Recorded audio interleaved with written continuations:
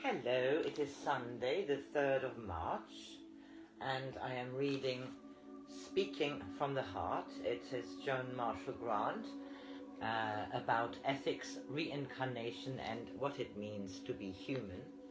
And I am here in the years 1958 to 1970, Psychiatry and Past Lives. We are at chapter 10. And the chapter is entitled The Body-Soul Duality. Those of us who believe in reincarnation know that not only our current soul is immortal, but that we have had a long series of immortal souls. But it is less generally recognized that our bodies, except for the outer three-dimensional rind, are equally immortal. This basic truth that our bodies contribute just as much to our spirit as to our souls was a commonplace in more enlightened civilization. Which is why the Sphinx, the body of an animal with a human head, symbolizing the eternal relationship between the body and the soul of man, was so frequently depicted in ancient Egypt. It is regrettable that materialists who see only one aspect of the body-soul duality sometimes keep a body ticking over by chemical and even by mechanical means, when it is obviously ready to be sloughed as a snake sloughs its own outgrown skin.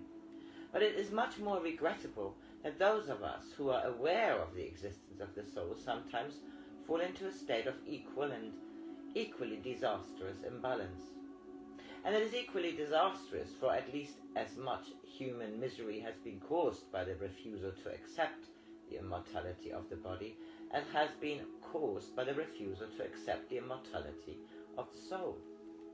For I am convinced that the body of each of us, or to be more precise, each body of each of us has a physical and a supra-physical component. When the energy exchange between these two components ceases to exist, the physical body dies. But the supraphysical body does not die. It cannot die for the simple reason that it consists of an order of matter which is not subject to the process which we call death.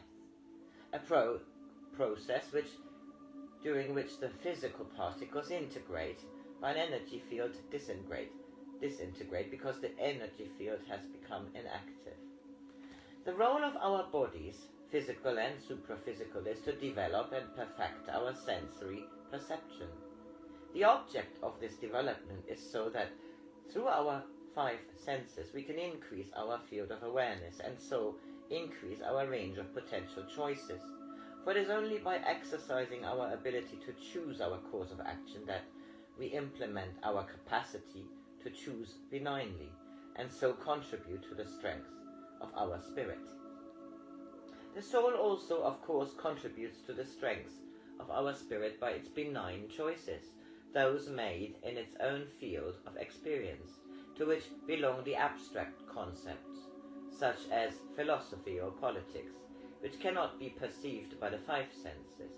But for the moment I am not concerned with the soul, nor with its intimations of immortality, which we call intuition. I am concerned with the body of the Sphinx, whose accumulated wisdom is conveyed to us by instinct. In man, as in the more highly evolved animals, the instinct of each individual is unique, similarities being due to similarity of experience. For instance, many Europeans still flinch at the wail of a siren, for it instinctively reminds them of the need to be alert during an air raid. But the same noise to people who have never been bombed may be a welcome one, heralding the lunch break. Instinct, in fact, is the wisdom accumulated through trial and error by many physical and supraphysical bodies of an individual. It is not the voice of a collective unconscious, whatever that may mean. It is a personal choice. It's a personal voice which tells us, if only we will listen, which choice is most likely to contribute to our well-being and therefore to the well-being of others. Had we listened to the voice of our instinct, none of us would have been duped by dogmas, which, although paying lip service to divine creation, exhorted us to deny and otherwise persecute our bodies. This is a particularly malign practice, since the body, which has become habituated to inflicting suffering on itself, is unlikely to be squeamish about inflicting suffering on the bodies of others. Unfortunately, this malign practice is still popular among respected members of society. We have been so effectively conditioned that it is quite difficult not to feel admiration for someone who is making himself deliberately uncomfortable. The boxer, for instance, who takes punishment until he is concussed once too often and becomes half-witted. The climber who climbs on although the risk losing his fingers and toes by frostbite. The fakir on his bed of nails and the celibate in his cell. Why are we tempted to look on them as heroes? Tempted to believe that such self-inflicted pains and deprivation must be an indication of merit? The reason is simply, but not particularly flattering. It is because most of us at one time or another have indulged in such futile misuse of energy. So it requires considerable and often very painful reassessment of our ideas and a courageous mobilization of our innate honesty before we realize that there is no merit whatsoever in suffering.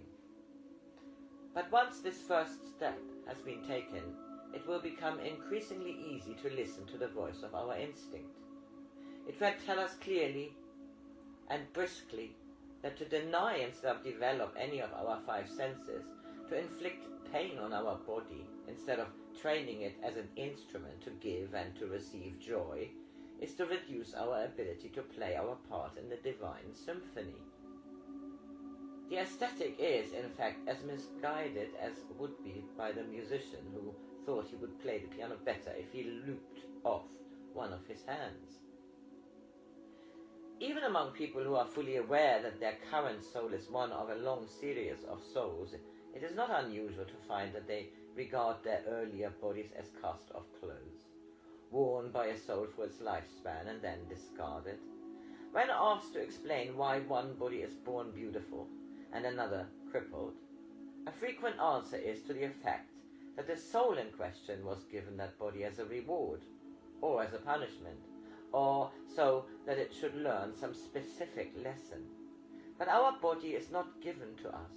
It is created by our earlier bodies, just as our soul is the product of our earlier souls. The new material on which a supraphysical body works when creating a new physical body in its series is a fertilized ovum and its genes. A fertilized ovum has its own energy, but only sufficient to keep it alive for 2 or 3 days, unless a fresh supply is provided by the supraphysical by whom it has been adopted. If this supraphysical is alert and has taken on this particular fertilized ovum after due forethought and by deliberate choice, it can make an efficient selection from the available genes. For instance, it can choose Great Aunt Harriet's lovely auburn hair and carefully avoid Uncle George's squint, make use of Grandma's pretty nose and sidestep Father's unfortunate ears. It will also communicate with a mother via her instinct, so that she desires the type of food the growing embryo needs.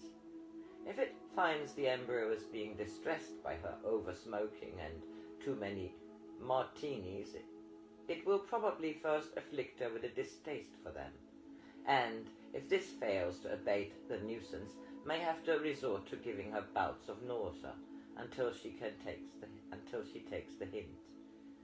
But if the supraphysical did not deliberately choose that particular fertilized ovum, but only grabbed at the first one it could find so as to scuttle back to the three-dimensional existence, it will probably make such inept and spasmodic selections from the available material that the body which results will at least much less beautiful and healthy than it might otherwise have been.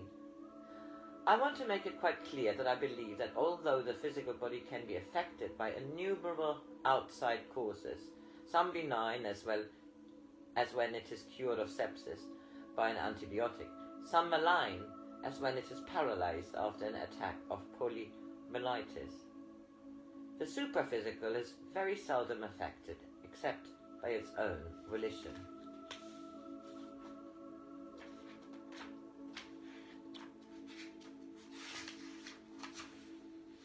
Therefore, a man deafened by a bomb blast would retain his hearing on all other levels of reality. But a man who became deaf so as to avoid hearing the nagging voice of his wife might find the perception of his supraphysical ears also diminished, and he would remain under the self-imposed disability until he recognized, either in the current lifetime or a later one, that the course he should have followed was to try to cure his wife of her pernicious habit and relieve her if he failed to do so. If a celibate prays with sufficient fever for the gift of continence, he may render his supraphysical body impotent, unless he realizes his error before he dies, or during his excarnate period asks to be relieved of his disability. It is probable that a later physical body, either male or female, will suffer from some form of sexual malfunction. Unfortunately, people who have prayed for something which they later recognize to be the last thing they really wanted often find that false pride prevents them asking to be cured. And however well-wishing and efficient the healer may be, and whatever level of consciousness he may be operating on, and I will finish this another time.